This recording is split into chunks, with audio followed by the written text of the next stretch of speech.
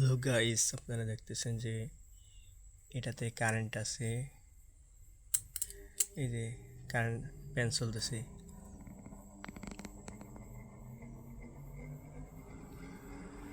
কিন্তু এটা কি আমি হাত দিয়ে ধরবো?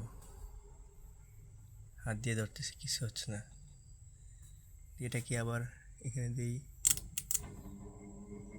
এই ফ্যান চলতেছে।